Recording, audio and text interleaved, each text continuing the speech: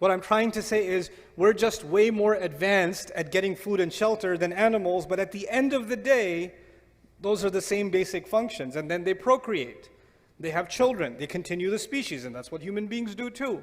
So in that sense, as far as the continuity of life, we're not that much different from the animal kingdom and from what any other species does. We build homes, a bird builds a nest. We go out and seek our rizq, and the birds go out and they seek their rizq. But then Allah adds, He's informing the angels, why is this creation from dirt different from all the other species that exist? فَإِذَا سَوَّيْتُهُ When I make him balanced, taswiyah is actually to perfect and balance the craft of something. So for example, if somebody's designing, or welding metal, they kind of make sure that the metal is welded completely even, and they have tools to make sure that it's completely straight. That's called taswiyah.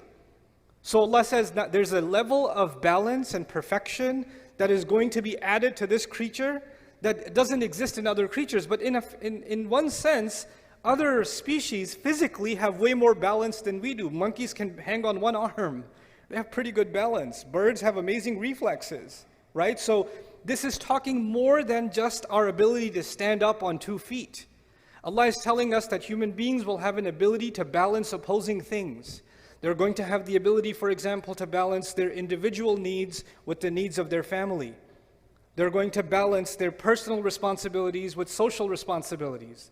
They're going to balance their rights and their responsibilities. They're going to balance, our entire life is actually going to amount to balance. And in fact, today, now, there's a multi-million-dollar industry that, teaches, successful people, business people, executives, they attend these work-life balance seminars, right, to achieve balance. And Allah says that human beings have the potential, this human being will have the potential to live a life that is evened out, that's balanced. That's one of the great qualities of the human being that Allah describes that's going to make him amazing. So first, he's made like every other animal, but then he's got this remarkable ability to balance things. And then he says, on top of all of that, وَنَفَخْتُ فِيهِ مِن رُوحِي. By the way, one aspect of balance before I go further is he says, the balance is actually between our impulses, our emotions, and our thought process. So let me explain what that means. When a hungry dog sees something, it goes and it bites it. It doesn't think about the consequences. There's the emotion and then there's the action. That's it. But human beings, they can look at something and say, no, that's illegal. No, that's haram. No, their mind comes in at work. They think about the consequences. You're getting late for work. There's a red light, right?